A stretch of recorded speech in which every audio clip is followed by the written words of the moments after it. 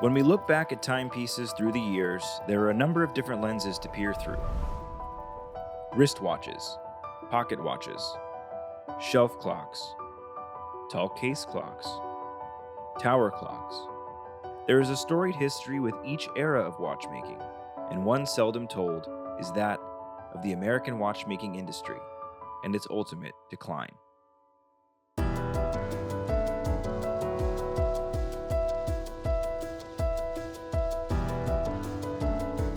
The art of watch and clock making in America helped start the Industrial Revolution, setting standards for mass production and interchangeable parts that would ultimately be adopted by the Swiss watchmaking industry.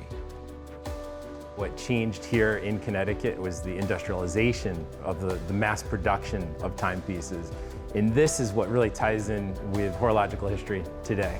On this journey for Watches in the Wild, we're taking the road through America to discover the legacy that remains for American watchmaking. We're on a mission. James and I are on a mission. Okay. We're driving all over doing this thing, and that is trying to get to the core of American watchmaking, where it's been, where it's going. So I think watches and cars are really made for each other. You know, I think you go all the way back on motorsport stuff and how people were actually physically using watches, you know, in motorsport, but then I think just lifestyle-wise, it really fits. It meshes. They're made hand in hand. I ordered it off of eBay, and when it arrived, it still had mud stuck between the lugs. So I'm sure somebody just grabbed it out of a drawer and just felt the watch had a life before it got to me. That's great. We'll travel through Boston and discover the history of Waltham and Bristol. Democratizing the accessibility of a product. That was the distinguishing characteristic of the Waltham Watch Company. We'll take a train to Lancaster, Pennsylvania for a look back at the start of Hamilton, and to look at a modern American watch company like RGM. We take a look behind the scenes with Josh Shapiro in Los Angeles, and take the Pacific Coast Highway to San Francisco to visit a very special collector of old Hamilton watches. One of the fascinating things about Hamilton is they made everything. Join us as we hit the road to discover the story of the American watchmaking industry on this season of Watches in the Wild.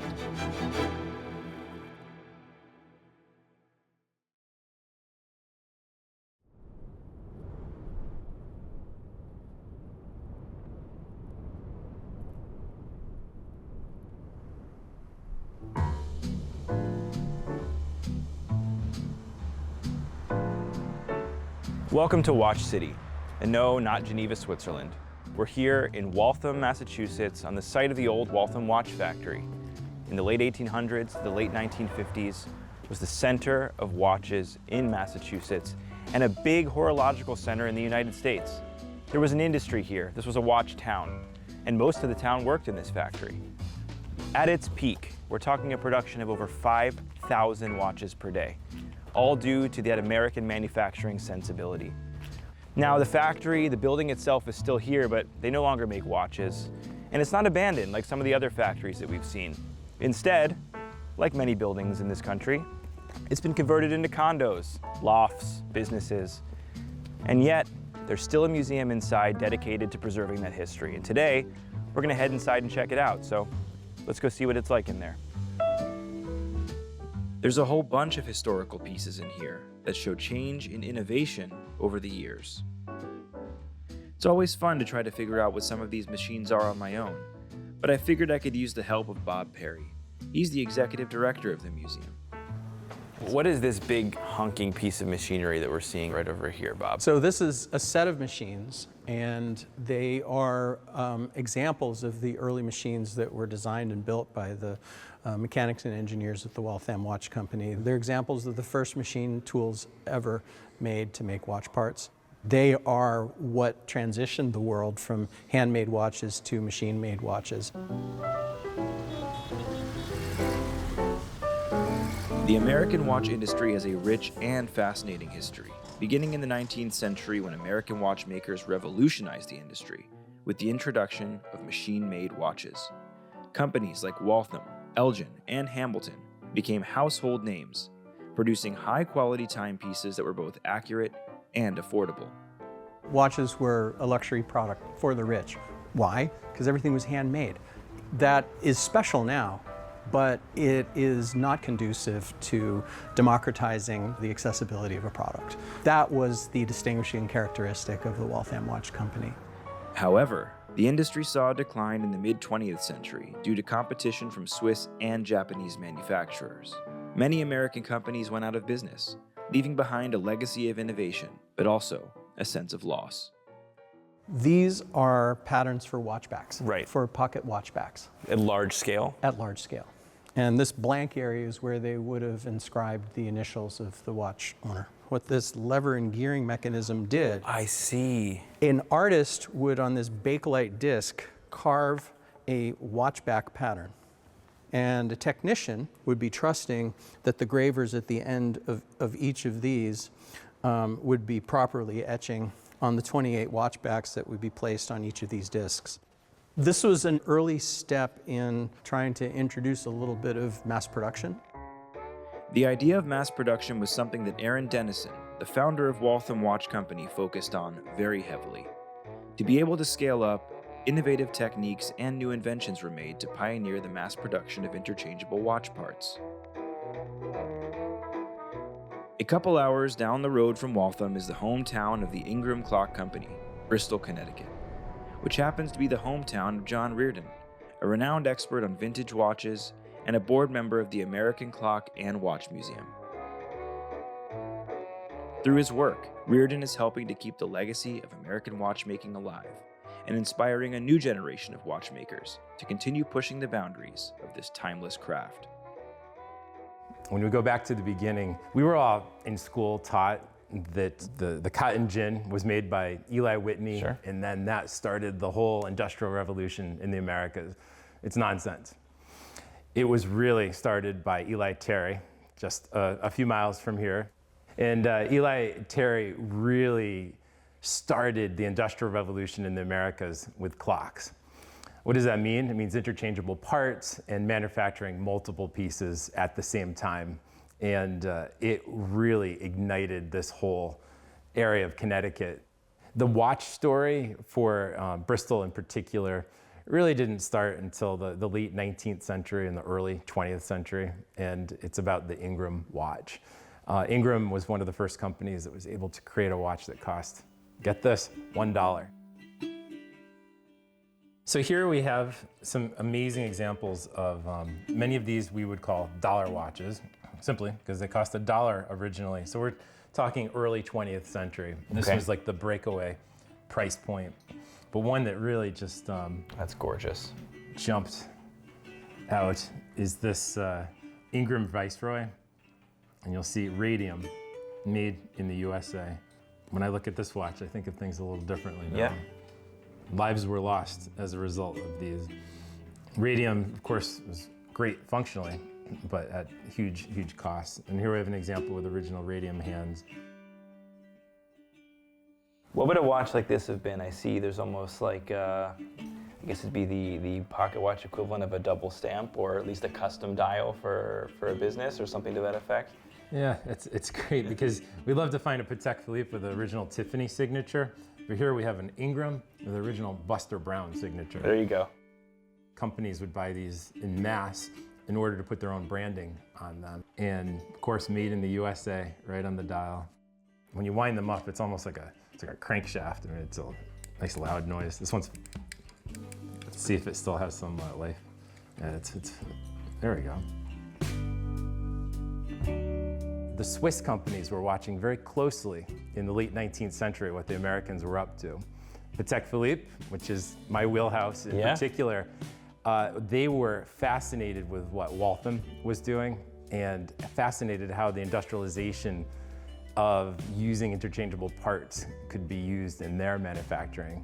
And in a way, that traditional watchmaking of Europe, we, as Americans, exported the idea of mass production to the Swiss. And here we are today, still talking about, is it in-house, or is it something that was, who are the suppliers, or is it an independent maker, or is it mass production? Those same questions and conversations were being held 100 years ago, 150 years ago. And it's just so fascinating to see where we're sitting now connects with horology in general. So when was, do you know like approximately like what era this was built? Not like a year, but. It's, in fact, I do know. Okay. 1863. Wow. But it wasn't until 1907 that what you see here with all this extra warehouse space was built. Wow. And So right at the beginning of the Civil War, they started construction. So this session's name has always been very important in Bristol. And as you can see now, it's abandoned. There are a lot of broken glass and forgotten memories. The Sessions Clock Company was one of the clockmakers in Connecticut in the early 1900s, along with Ingram, Ausonia, New Haven, and the Seth Thomas Clock Company. Bristol was a haven for industrial innovation, and it all started with clocks. I spent my high school years learning this and spending time here in this museum, and all of these clocks I had the pleasure of winding weekly. And that really opened my eyes to being proud of being from Bristol, being proud to be part of Connecticut watch and clockmaking, and ultimately helped me understand the big picture of American industrialization. This one's dated 1926, I could see in the dial, the New Haven Clock and Watch Company, and it's called the Tip Top. And this is interesting because this is a transition piece from pocket watch to wristwatch, so you could really see how people are trying to define what a wristwatch should look like. Yeah. And I love this, the strap. I mean, it's a really interesting case study of an American take on how a wristwatch should look. I mean, I have to wonder if some of where this has been missing from our own culture and consciousness is the fact that American watchmaking did sort of disappear. Mass production, the concept worked all too well. And that mass production moved to other parts of the world. So these watches here in the area, they became obsolete and everything was outsourced. Factories closed one after another. Within 10 miles of where we're sitting, there were over 200 different watch and clock makers. Wow. And by the 1950s, I don't know the exact amount top of my head, but I would say there's less than a dozen. And then another 10, 15 years after that, there was no one. There must have been a huge portion of the community that would work here. Absolutely. In its heyday, hundreds of people would have worked in this factory. And literally, this is one of the main houses that built Bristol at the turn of the century, the turn of the 20th century, was the palace of clockmaking in America. And it's amazing that we can at least see one of these and understand and appreciate the scale. Nice. All right, now we're going to try to get inside. Should we peek through that door? Or does that seem like not a good idea? That looks like it's actually something going on in there. Well, check out this window.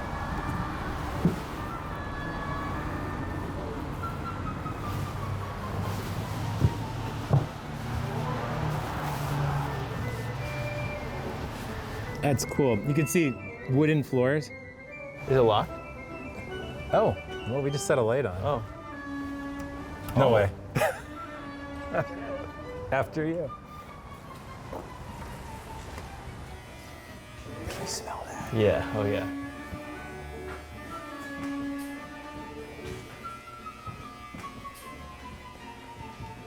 What a culture.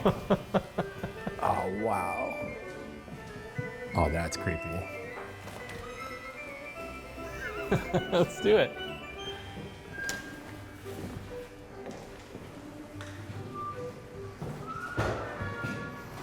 Oh, wow.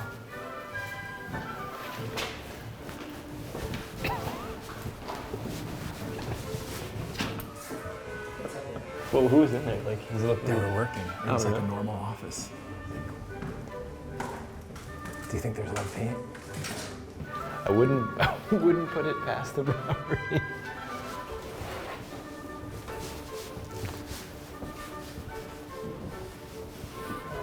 Help me, I'm trapped inside the walls. That's what this says. Yeah, I think it's time to get out.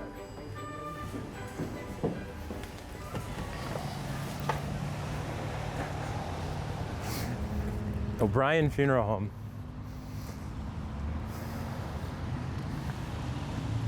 Construction of the main house began in 1890 with the east side facing East Main Street, designed to resemble a river showboat It really does. You Yeah? can see that on the Mississippi. It feels a bit like we're eulogizing, you know, the watch industry here, but a lot like the way we collect objects. To be able to have them, like physical objects, physical locations that we can visit, they still hold the memories of what once was. I mean, what does that mean to you? You have your own personal connection to Bristol. Does it mean more to you? Do you find that's an important thing to have, to hold on to? I never thought of it that way, but I like what you said. Like an auction catalog description is a eulogy to an object. In many cases, it's a way to inform and connect emotionally, so people will bid. But in the same way, museums do the same thing. It's a eulogy to, in this case, a past industry in Bristol. And part of me is quite happy to see buildings such as this, which were part of the horological history of Bristol, to survive. And I just hear so many people that are embracing their horological endeavors. And I hope they could look back at Bristol to maybe learn from the opportunities and mistakes of those before us. Yeah. I think we're the first person in here in a very long time. What we have here is the original certificate of origin for this extraordinary watch, dated 1889. And the reason it's so important to me, this is the first Patek Philippe I ever saw in my life as a teenager. And I would have never have known that this little St. George Patek Philippe changed my path and my understanding of horology. Even the description of it was for the American market. It says open face silver case watch with a St. George coin. I find it very comforting and poetic that we found a Patek Philippe here in Bristol, Connecticut. One of the outstanding features of this building is the windows, because in the earliest days they were working by natural light. There's no artificial light. That's right. Right. Eventually gas lights and then ultimately electric lights over time. They bridged those eras, but at the very beginning, no, they needed the sun. I wanted to return over here to this smaller exhibit for the E. Howard Watch Company. Howard worked for the Waltham Watch Company and then broke away and started his own company. The E. Howard Company made watches but also made clocks, and we've got a great example of one of their tower clocks. This was, I mean, if you're a Bostonian, you know the Schrafft's Candy Company. This was their tower clock, and Howard made this tower clock. This still works. One of our volunteers winds it every week. Why towers are so tall? Well, partly it's because you want your clock to be seen, but you also want to have a very long drop for the weight, because it's how long that drop is that determines how long the clock will run before you have to wind it up again. It seems like everywhere we go on this trip uncovers new threads and new places, new avenues for us to travel down. And we're now in front of the old Howard Clock factory. And it's just amazing to see that these structures, I mean, this doesn't have the scale and the breadth and the size of a Waltham, but it's still here, it's still intact, and it's a living memento to what was once one of the great clockmakers in America that had its home right outside of Boston. Something like that. Before anyone was walking around with the G-Shock on, people had to rely on other means to tell the time, like the town clock tower. Clock towers, or turret clocks, started appearing in the 1600s. And Boston has a few distinguishable towers still operating today. Luckily, I was able to find a local patron to show me around. I think no trip to Boston is complete without a little stroll down the Freedom Trail.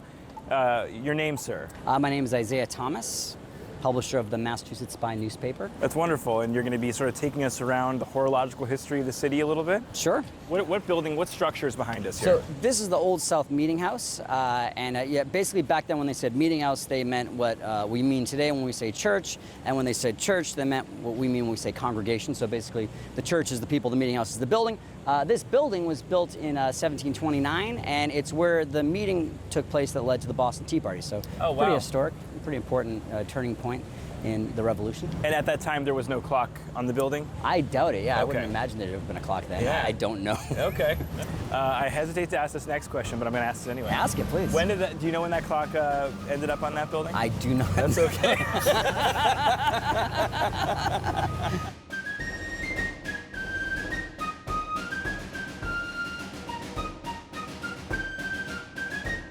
We made the long trek across the street. Yep. And now behind us we have a skyscraper, it Yes, looks like. that is our second skyscraper to be built in Boston. Again, it's not super tall by today's standards of skyscrapers, but for many years that was the tallest building in Boston. It was the most recognizable building in our skyline because there was a law that said no building in Boston could exceed a certain height. But eventually we figured out a way around the law by building this tower here, because where this tower stands today is on top of an already existing 3-story federal customs house building, which meant technically this was not Boston land, but federal U.S. land. So it was the only place it was legal That's a to good build a tower. loophole. Yeah. Yeah. And it's I guess the sky is federal land too. That's true. Yeah. I think that our government would claim to own the sky. Yeah? And yeah. Why not? We wanted to make sure that people could see the clock even at night. So at night, the numbers of the clock light up, so it can be seen from all around this area. The hands of the clock do not light up, so you can't tell what time it is. But you can tell it's a clock, and I think that's the important part. I think you can. I can tell it's a clock from this distance for sure. Sure. I've been looking to get a new watch. Yeah? What kind of watch do you wear? I haven't worn a watch in years, but I mean, definitely nothing that was worth any money. I had a Casio, I think. Period accurate, for sure. Clock towers weren't the only historic relics in Boston, however. Isaiah also took me to see a special clock inside an old church, or what they call a meeting house. So here we are. And where are we? This is Christ Church, more commonly referred to as the Old North Church. Oh, wow. And there's this clock right here dates back to 1726, I've been told. That's a long time. Yeah. It's just amazing to think that a clock can have this long of a life and, influence so many of the clocks that we know today. Yeah.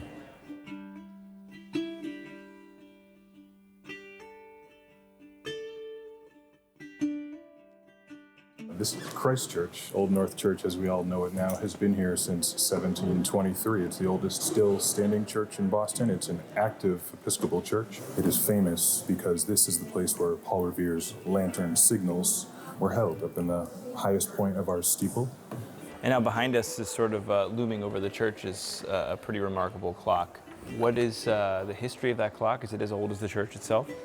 Well, the clock is actually from 1726. The clock, it's the Avery Bennett clock. The clock has kind of been running continuously up until around a year ago. Some of the mechanisms would have stopped and needed to be kind of restored and started again. But the clock is, actively running. It's telling the time.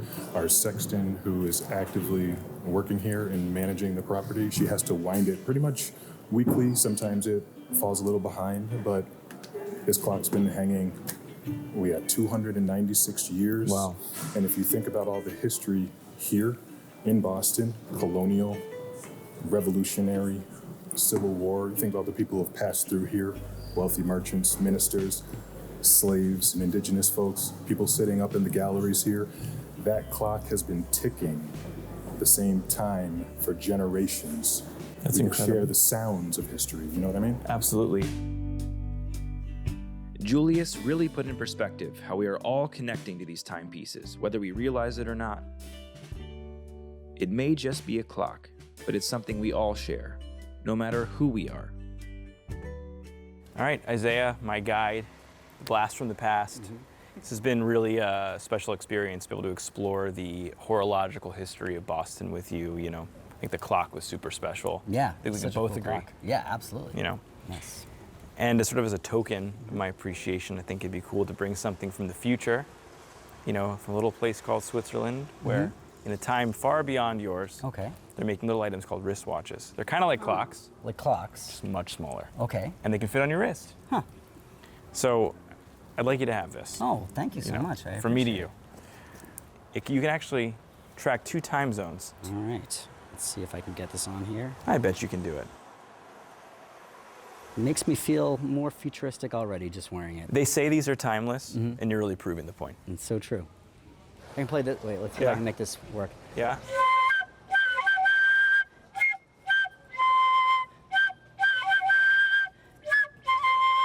Superman, I love Superman, it. Yeah. Before I hit the road, I decided to stop by one last place I kept hearing about, called Colonial Trading. It's one of the few watch shops left in Boston, and it's run by someone they call the Watch Guy. Do you get a lot of American pieces in here? Oh, yeah. Yeah? Most of these are American pocket watches. There's Walthams, Elgins, Hamiltons. Yeah, you have any interesting Walthams up there we can take a look at? There's some railroad grades.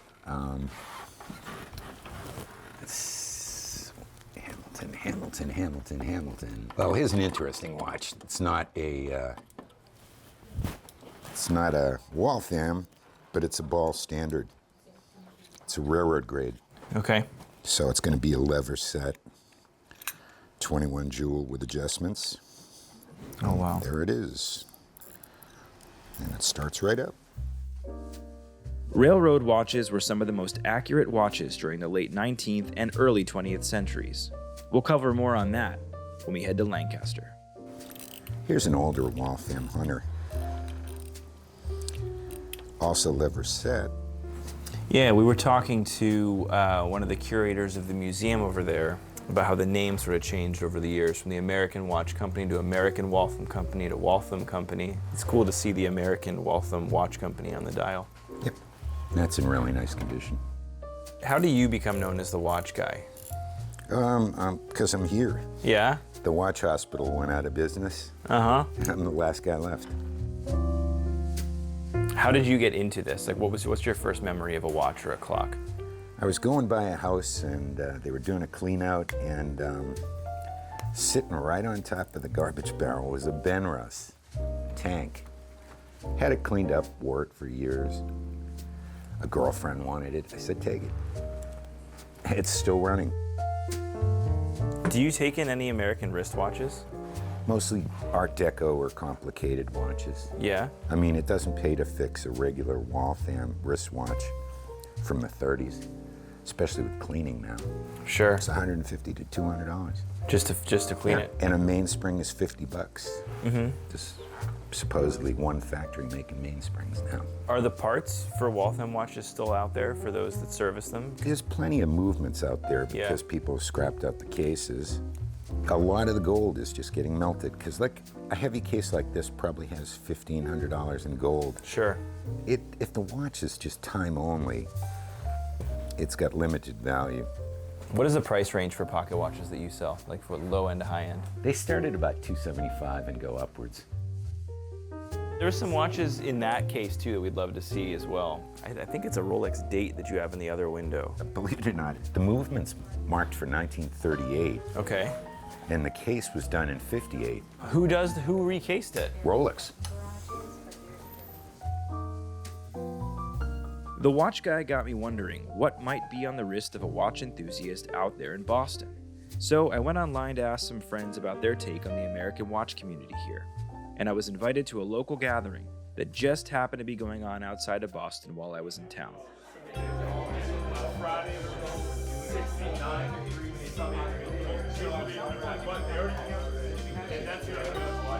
got like the picture of him like on the baseball mound at Northwestern. I know, and it was like 2 years ago. Yeah, you know?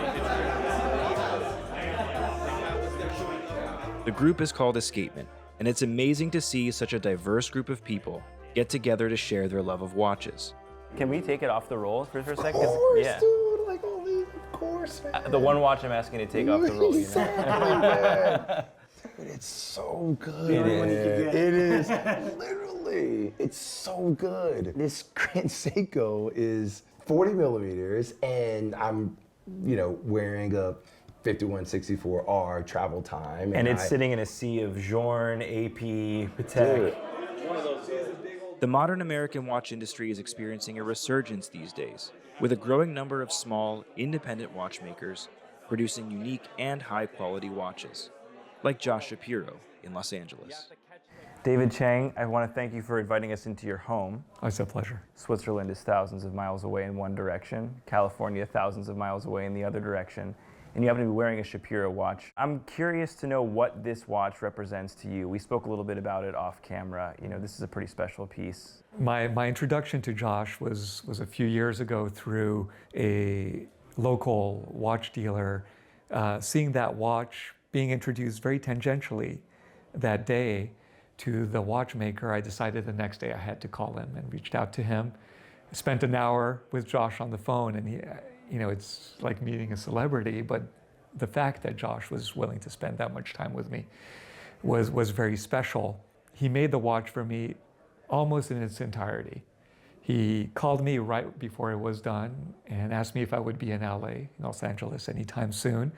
And I have family out there, so looked for an excuse to fly out there, visited him at his manufacturer, and he brings me to one of the beautiful machines that he's adorned his manufacturer with, goes through the instructions and tells me, all right, it's time to finish your watch.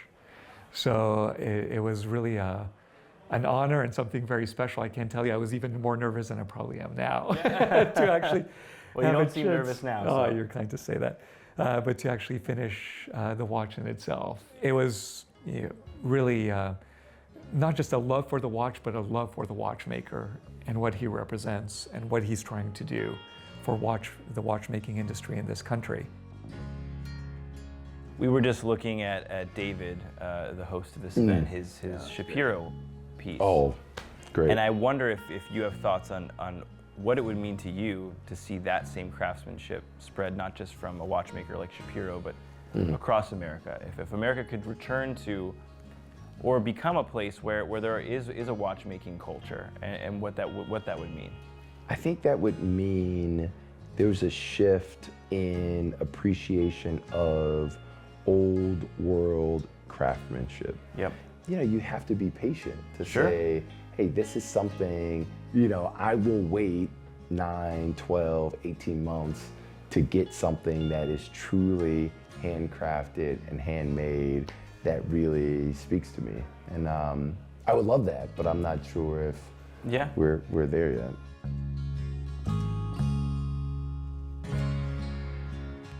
It's tough to imagine the American watch industry returning to the giant it once was. The American ideal of mass production worked too well, and we ultimately couldn't keep up with the rest of the world. What's left is the history and the knowledge, that we started a revolution of industry that set the standard of watchmaking for years to come, and inspired a new generation of watchmakers to pick up the pieces. I'd like to share with you from this poem from 1876 about the grandfather clock. I'd love to hear it. And this is just the first verse, but I think you'll get the gist of it. My grandfather's clock was too large for the shelf, so it stood 90 years on the floor. It was taller by half than the old man himself, though it weighed not a pennyweight more. It was bought on the morn of the day he was born, and was always his treasure and pride. But it stopped short, never to go again, when the old man died. Now, I remember my mother, she used to actually sing this song to me when I was a little kid. And these lyrics are, I think, exemplify the emotional connection people have with clocks within their homes.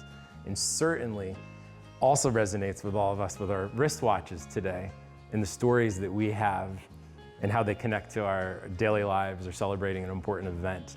And that same emotion and feeling that we feel for watches today certainly existed with clocks in the past.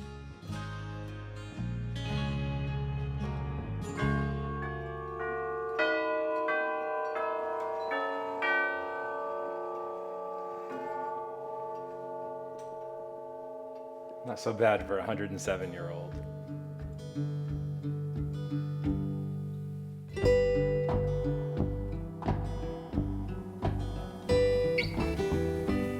On the next episode of Watches in the Wild, The Road Through America, we take an old train through Lancaster, Pennsylvania, head to the original factory of Hamilton watches, and we visit the manufacture of one of America's greatest living watchmakers.